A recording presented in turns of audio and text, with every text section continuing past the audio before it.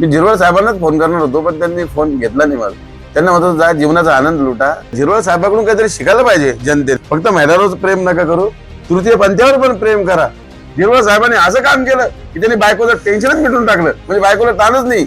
राजीनामा उद्या म्हणजे बायकोची पप्पी घेऊ नका, तेव्हा मी राजीनामा मागतील. त्याचं पर्सनल मॅटर, त्याला काही करू शकत नाही आपण. आणि असंच आनंद घेत राहा झिरवळ साहेब, माझा पाठिंबा आहे तुम्हाला. असंच आनंद घेत राहा. ज्या पद्धतीने सध्या एक व्हिडिओ व्हायरल होतोय, आता नरहरी झिरवळ यांचा कथित व्हिडिओ व्हायरल झाला, त्याबद्दल तुमचं मत काय? सर्वात पहिले तर झिरवळ साहेबांकडून काहीतरी शिकायला पाहिजे जनतेने.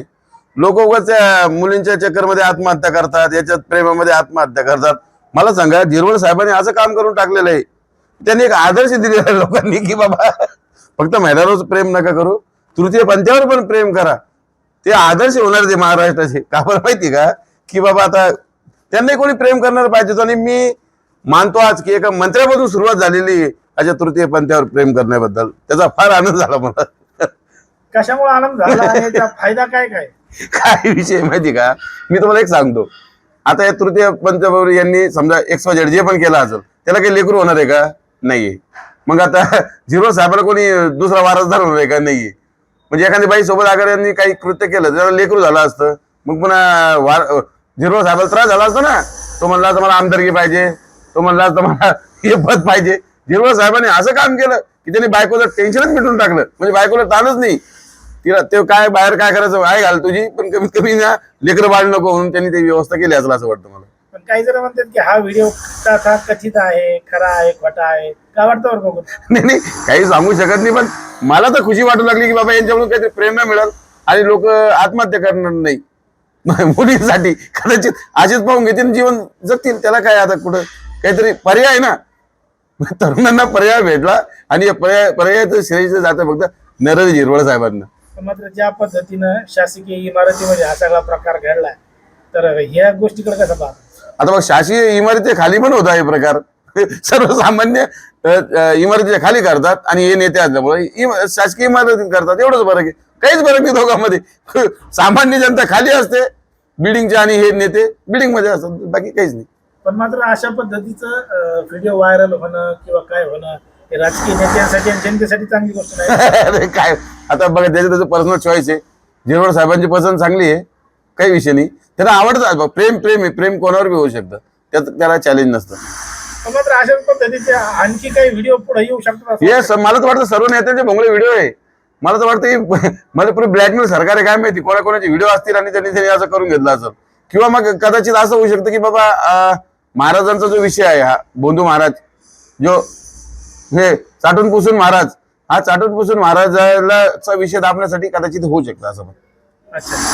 पण मात्र ज्या पद्धतीने हा सगळा काही व्हिडिओ व्हायरल झालाय, त्याच्यामुळे संपूर्ण महाराष्ट्रामध्ये एकच चर्चा सुरू आहे. या सगळ्या चर्चेकडे कसं पाहता? सरबळ काय वाटत नाही त्याचं ते आता तो काय करणार मग? त्याचं काय पूर्ण म्हणजे ते छाटून टाकणार का? तो पण माणूस आहे, त्याला प्रेम आहे, भावना आहे, त्याला भूक लागते, त्यांना सेक्स आहे, त्यांना सगळ्या गोष्टी मन आहे. अरे त्यांना तो त्यांचा पर्सनल मामला आहे. त्याच्यामध्ये लोकांनी काय, पण व्हिडिओ बघून आनंद वाटतो, पण बाकी काही विषय नाही. लोकांनी मजा घेतली पाहिजे या गोष्टीची. पण मात्र या दोघांचा व्हिडिओ तिसऱ्या माणसाने काढलाय, म्हणजे तिसऱ्या माणसाचा नेमका उद्देश काय असू शकतो? आता बघा, काही ना काही असू शकतो. यासाठी म्हणतो जपून करा, काय करायचं जपून करा. पण हा म्हणजे हा रेकॉर्ड ब्रेक हा व्हिडिओ. इतके दिवस आपण बघितलं की बाबा ठीक आहे, लेडीज असतील हे असतील, पण यांनी असं धरलं की विषय नाही. यांनी त्याला चॅलेंजच नाही. यांना मी म्हणतो यांना पुरस्कार दिला पाहिजे. हे तृतीयपंथीचे लोक आहेत, यांचं नेतृत्व करायची यांना संधी दिली पाहिजे. आणि यांना त्यांचं असं म्हणजे एक मंत्रीपद दिलं पाहिजे यांच्या विकासासाठी, तृतीय पंथाच्या विकासासाठी. यांना एक चांगलं म्हणजे चांगलं पद दिलं पाहिजे असं माझं म्हणणं. जर आपण पाहिलं तर याच्या अगोदर किरीट सोमय्या यांचा सुद्धा एक व्हिडिओ व्हायरल झाला होता. तेव्हा तुम्ही सुद्धा फोन करून काही त्याचा पर्सनल मॅटर आहे तो. आता त्याला काय म्हणजे काही काही गोष्टी दाबू शकत नाही. काही गोष्टी आता मनाच्या भावना. आता हे असा विषय की प्रत्येक लोकच ह्या विषय करतात, पण एवढे कोणाच्या समोर येतात, कोणाचे दाबून जातात. म्हणजे या सगळ्या प्रकरणावरून तुम्ही कोणत्या राजकीय नेत्याला फोन करून जा विचारलाय का? मी झिरवळ साहेबांनाच फोन करणार होतो, पण त्यांनी फोन घेतला नाही माझा. त्यांना म्हणतो जा जीवनाचा आनंद लुटा, काही टेन्शन घेऊ नका आणि या गोष्टीला काही करू शकत नाही आपण. विरोधी पक्षातले नेते त्यांच्या राजीनाम्याची मागणी करतायत, तर तुम्ही विरोधी पक्षातल्या कोणत्या नेत्याला फोन करणार? नाही, कशाला राजीनामा मागायचा? त्यांचं पर्सनल मॅटर. त्यांना काय करतील, राजीनामा उद्या म्हणजे बायकोची पप्पी घेऊ नका, तेव्हा मी राजीनामा मागतील. त्याचं पर्सनल मॅटर, त्याला काही करू शकत नाही आपण. मग विरोधक आरडावारडा उठवतात, राजीनामा द्या. विरोधाला काही कामच नाही, विरोधी पक्ष आहेच कुठं, ते चुते बसलेले सगळे ते विरोधी, ते कामाचे आहे का? मग त्यांना काय अक्कल आहे का? काही नाही. सगळं जे त्याची पर्सनल लाईफ आहे. मी तर माझा पाठिंबा आहे झिरवळ साहेबांना, जे केलं चांगलं केलं.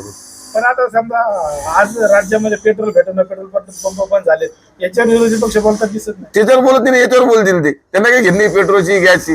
त्यांना फक्त अशा व्हिडिओची घेणं आहे. आणि असे व्हिडिओ भरपूर येतील, कारण की खूप काही विषय दबलेले आहेत. अच्छा, आता याच्या अगोदर तुम्ही झिरवळ साहेबांना कधी फोन केलता का, किंवा काही याच्यापूर्वी बोललो होतो ना मी, दादाचे काही व्हिडिओ वगैरे आहे का धनंजय मुंडेकडं, पण मला नव्हतं माहिती यांचाच व्हिडिओ आहे म्हणजे दुसऱ्याकडून. अच्छा, अजून काय सांगाल बरं एकंदरीत हे सगळं? काही नाही, मग त्यांचं पर्सनल मॅटर आहे. लोकांनी फक्त त्याचा आनंद घ्यावा. त्यांनी काही कोणावर म्हणजे आता कोणी महिलेच्यावर अत्याचार केलेला नाहीये, किंवा कोणी काही, किंवा त्या तृतीयपंथी जो पण XYZ त्यांनी काही त्यांच्या विरोधात तक्रार दिलेली नाहीये. म्हणून हा विषय मला वाटतं ते विषय सोडून द्यावा तो, आणि त्याच्या पर्सनल लाईफ मध्ये तो काही करू शकतो. म्हणजे एखादा नेता असला म्हणजे त्यांनी काही कामं करू नये का? त्याला जीवन जगू द्या ना, असं कोणता विषय. पण मात्र शासकीय याचा होतं ना हे सगळं. अरे मग त्यांना शासकीय जागा भेटती. आता आपल्याला सर्वसामान्यांना शासकीय बिल्डिंगच्या खाली जागा भेटती, नाल्या खोल्यात, एवढंच फरक आहे. तर त्याला काय राहू, त्याला काही नवीन घडणार नाही ते, जे त्यांना जीवनाचा आनंद घेतला. आणि असंच आनंद घेत राहा झिरवळ साहेब, माझा पाठिंबा आहे तुम्हाला, असंच आनंद घेत राहा.